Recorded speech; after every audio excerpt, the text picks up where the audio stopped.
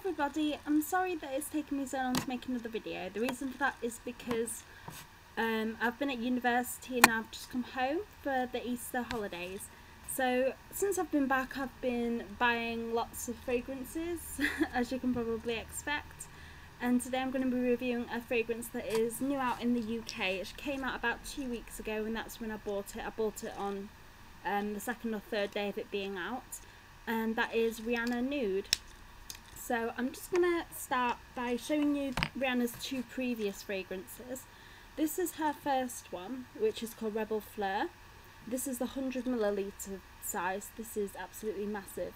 Now this was a very tropical, it was a very heavy, musky, tropical scent that incorporated a lot of different types of perfume. So it wasn't just a fruity floral, it wasn't just tropical, it was lots of different kinds of perfume all mashed together really, and it made a very heavy, heady, kind of boozy scent. So that is the first one, and then this was her second one, which I've done a review on. This is Rebel, and this is the 30ml size, so you can see the difference in size there. This one's got the red cap and red ribbon going around it. This one's the black. This one, if you remember my review, was a very sweet gourmand, coffee-like scent. It reminded me of a vanilla latte or a vanilla mocha.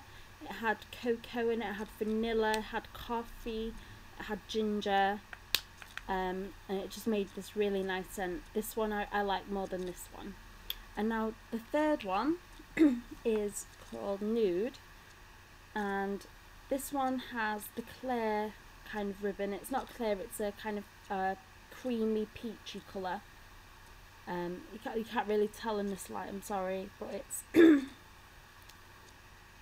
I'd say it's kind of a cream colour. It's kind of like evaporated milk colour. So I'll talk you through this a little bit later, but first I'll talk about the box. Now all the boxes so far have had these kind of slip cases on top with the print add-on. Now if you remember my last video, I think I mentioned I really liked Rebel Fleur's advertising. I thought that the picture was very beautiful. I had Rihanna with her kind of curly red hair. She looked very beautiful. I didn't like the second one because I think it was the same photo shoot as the first one. So she didn't redo the ad for the second fragrance, Rebel. She just used kind of photos that were left over from the first photo shoot, I suppose. But this one is a whole different photo shoot.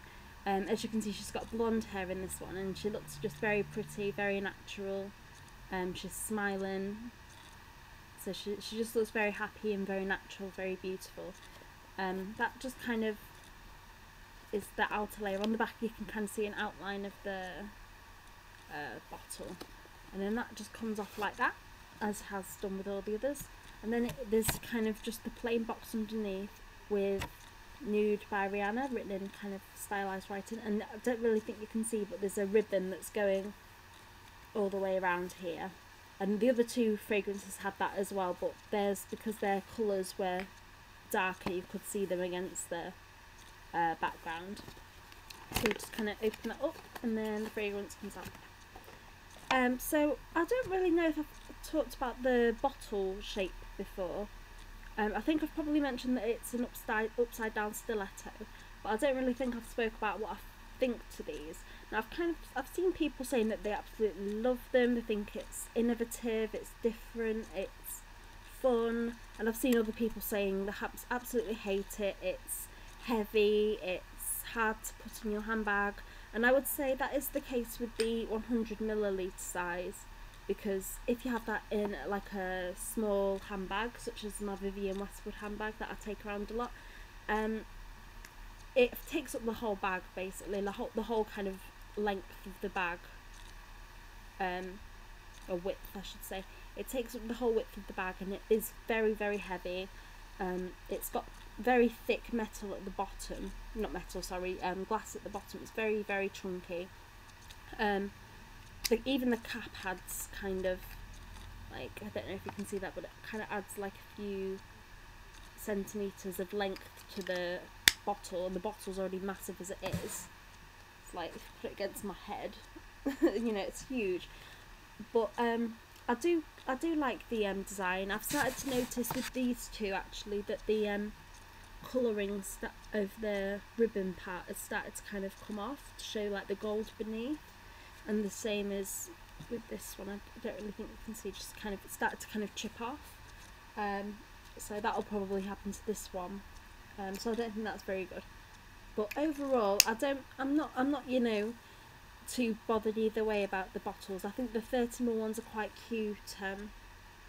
I like the fact that they're all the same with different colours. Some people think she should have made completely new bottle design for them, but I like them. I think they're cute. I just think that the 100ml is too tall and too kind of clunky to fit nicely into a handbag. Okay, so on to the fragrance I'm talking about today, Nude. This fragrance was supposed to be a very natural fragrance, as you can probably tell from the very kind of natural advertisement. I know, actually, I must mention, I know that in some places, in America especially, I think, the print ad has been banned because it's too raunchy. I don't know, it's too something, because Rihanna's in her underwear, although you can just see kind of a little bit of it. It's not like she's full on naked. And I think that this is a little bit silly because, you know, I know that a lot of young people are fans of Rihanna, and it's not nice to, you know, sexualise children before they need to be, you know, introduced to these subjects. But at the same time, I think that, you know, they see it every day on television, on adverts even.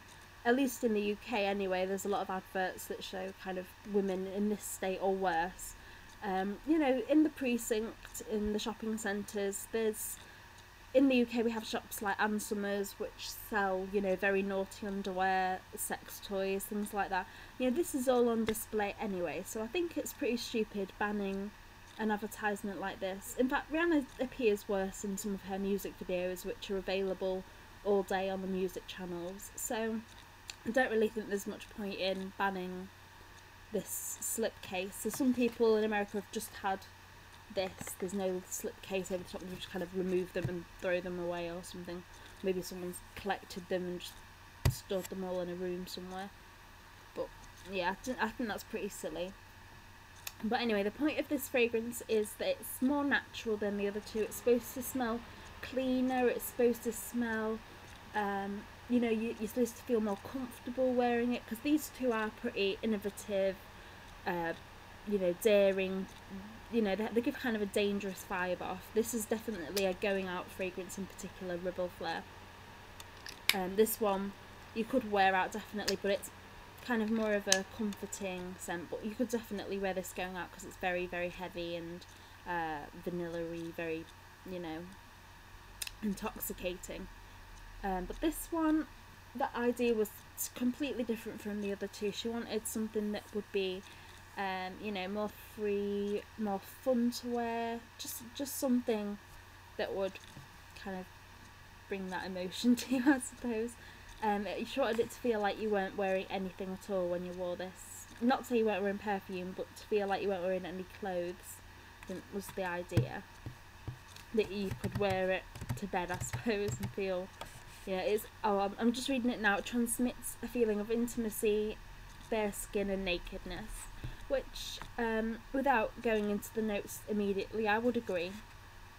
It is a completely different scent to the other two, but it is still, when I first saw this, I've been kind of expecting this for about 6 months now. I've been waiting for this to come out. I think it came out in the USA quite a few months ago, but in the UK, like I said, it's only been out for two weeks or so. But I expected this to be very floral, along the lines of J-Lo Glow, maybe a little bit kind of overly clean and powdery. Maybe Christina Aguilera's original fragrance, which would have that kind of skin musk kind of feel to it. I expected something like that to this, but it is actually a lot kind of heavier and sweeter than I anticipated, which isn't to say it's nowhere near as heavy as the other two at all, but it's just heavier than I thought. Okay, so I'm going to go into the notes now. So when you first spray this, you get fruity aromas of guava, mandarin and pear in the opening. Now, I think you can definitely smell the guava, and the mandarin and the pear just kind of back up that guava. You can't really smell them as individual notes. It's more like a kind of nice fruity opening blend. It's not too kind of often when I think of celebrity fruity florals, I think of those kind of red berries, Viva La Juicy kind of openings. This isn't like that. It's a very kind of very well blended, natural kind of opening. It's fruity, but it's not kind of in your face fruity. It's the middle and the base notes are already kind of mixing in, so it's not just like you have a blast of fruit to your face. It's already kind of very nicely blended. In the heart, you've got white flowers, which I'm not too sure what those are. Just various white flowers. Gardenia petals, velvety sandback jasmine, and orange blossom. Now, I think you can definitely smell the orange blossom. I think you can always tell when that is in a fragrance. The sandback jasmine, the fragrance, when I think of sandback jasmine, I always think of Alien, which you can definitely smell the sandback jasmine in that. But this one, I don't really think you can pick out the sandback jasmine, any stronger than the other notes. It's not a jasmine-based fragrance. I think the fruits are still very strong in the heart, so it, it's blended. It's not this very floral middle, which is what I expected. I expected it to be a kind of very floral middle, florally scent. And these middle notes I thought would come out more, but although they're very nice and they blend together very nicely with the fruits, it's not a very floral orientated fragrance, even in the heart. One note that I pick up in this that isn't listed, and this is, I kind of, if it was in this fragrance, I would imagine it to be in a small dose, but it has that kind of feel that fragrances with this note in has, and that is honeysuckle. It kind of, honeysuckle, whenever honeysuckle is in a fragrance, I always think it adds a kind of gloopiness to the fragrance. It had almost like a bubblegum texture to it. Fragrances like Siren by Paris Hilton, Viva La Juicy, I think Nicki Minaj Pink Friday maybe has it in, Justin Bieber's Someday. Very gloopy fragrances, and I kind of get that feeling from this. It just had that kind of gloopy honeysuckle feeling to it. In the base you have sandalwood, vanilla orchid and second skin musk, which I'm imagining is a very kind of light, natural smelling musk. It's not like the kind of musk that's in this, which is just crazy. I think it's supposed to be a kind of very clean, natural, comforting musk that works well with your skin as it is. The vanilla orchid, it's not, a straight up, vanilla like you would have in, again, like Pink Friday, Nicki Minaj, like I'm mentioning already. It's not a very vanilla-y dry down like a typical fruity floral celebrity scent. It is still just that kind of, you've still got kind of the opening and the heart all blended together into the base, so it just dries down to very kind of very clean, very natural, still a little bit fruity, just nice natural kind of base, which I think is quite pleasant for a celebrity perfume or a perfume in general, because a lot of popular fragrances these days have a very fruity opening. You have a bit of floral in the heart, and then it dries down to a kind of powdery vanilla. This isn't the case with this. It doesn't dry down to a powdery vanilla. You've still got kind of the gloopiness, which I'm saying is coming from, it might be coming from the other notes combined actually, but usually obviously the note I associate with that gloopiness is honeysuckle. So it just dries down very lovely. It's just a very natural, beautiful scent, but it is a lot stronger than I anticipated, like I said before. The lasting power of this isn't as good as the other two, I have to say. I think that's because the musk in this is that natural second skin musk rather than a heavy musk. There's no kind of notes in this that are very long lasting that the other notes can kind of cling to and last longer. It's not even like you've got the kind of that vanilla which does last. It's vanilla awkward, so it's not the same. So I'd say this lasts about 2.5 to 3 hours on my skin, and my skin's very dry. My skin doesn't hold fragrances very long, which is probably why I have to buy so much perfume to keep reapplying.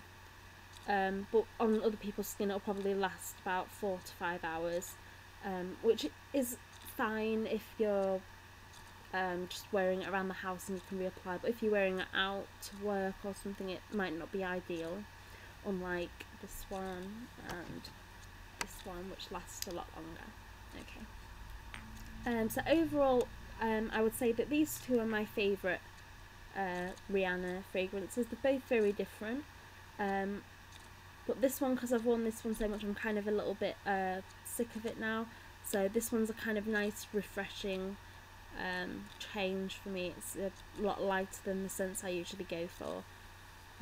So yeah, thank you for watching, and next I'll probably be reviewing Nicki Minaj Pink Friday. Thank you very much. Goodbye.